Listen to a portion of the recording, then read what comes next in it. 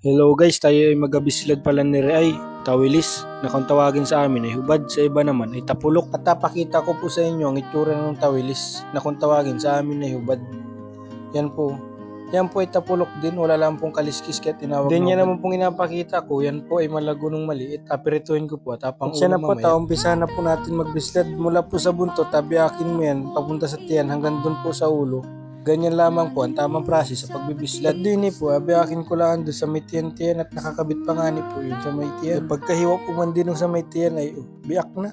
Ayan na po man din yung kinalabasan ng bislad. Yan, madami-dami yung ating bislar. I-forward ko na po yung video. Tayo po pala ay huwag mag-asawa sa mga gawaing bahay. Ako po pala ay tamang enjoy lang sa pagbibislad na yan. Na-enjoy ko nga po at matagal-tagal na rin ako hindi nakakapag-bislad. Shoutout sa mga kabataan dyan. Manong ulam. At dini guys ay pinagpatuloy ko lang pala yung aking ginagawa sa pagbibislad. At guys patapos na nga pala ako pagbiyak ng isda. Guys natapos na tayo sa pagbibiyak ng isda. Dini naman tayo madako sa paghuhugas. Dini pala tinanggal ko lang yung bituka tsaka yung mga hasang. At dini guys tapos na pala maghugas. Ari na pala yung pinalabasan, malinis na siya.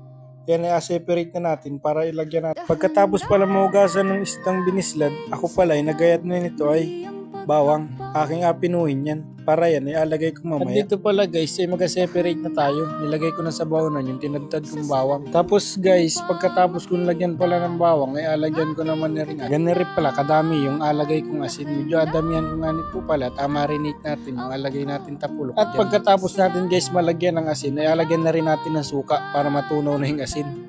Tapos dyan natin alagay yung isdang tapulok mamaya. Tapos sunod na alagay ko guys ay aring paminta. Kinuha ko na nga dun sa lagayan at abud-bud kong maigi yan. Medyo maraming paminta, medyo masarap guys. Ako'y nanggigil na sa pagtaktak ay watang unti nga ang nalabas. Pagkatapos ko pala maglagay ng paminta, sinunod ko na rin yung isdang tawilis na kung tawagin dito ay hubad. Or sa iba naman ay tapulok.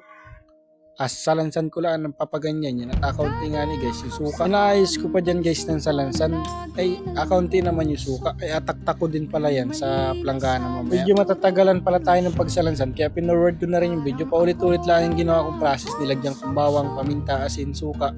Ganun lang yung process na ginawa. At na rin na po pala, tinaktak ko na sa planggana at akaunti yung suka. Hinalo ko po muna din bago ko i-separate dun sa baunan at amarinate. At ayan guys, sinamekos-mekos ko na para mahalo yung suka dun sa katawan ng isda. At yan ay separate ko sa baunan mamaya. At ayun na pala guys, inasalansan ko na sa baunan. Yan ay ayos na, naisawsaw na sa suka ng maayos. Yan pala guys, yung ganyang process ay masarap daw yan pag pinirito. Pag binabad sa suka na may bawang, paminta, asin. Pag pinirito mo nga guys, ay malasa. At ayun na guys, tapos na tayo magsalansan. Kaya taktak na natin yung ating pinagbabaran kanina at pinagsawsawan ng isdang tawilis.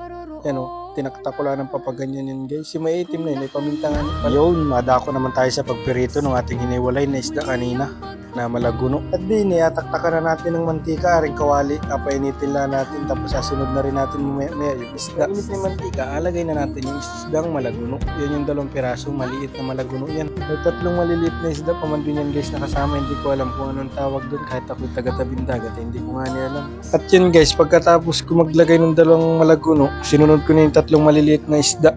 Hindi ko alam kung anong tawag. At tiniman din guys ay ang bilis ng transition ay luto na agad. Hindi mo lang pinakita yung pagbaliktad. Ayan. At dini guys ay patapos lang nga pala tayo magperito ng isda. Tayo ay makain naman. Pass forward ko na lang yung video at masyado na nga mahaba. At ayun guys, solve na naman tayo sa pagkain. Maraming salamat Panginoon at maraming salamat din sa inyo guys. Thank you for watching.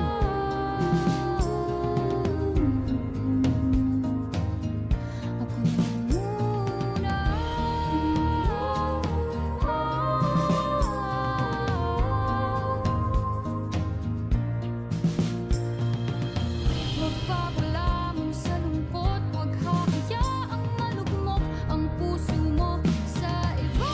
Bato sa'yo na iba.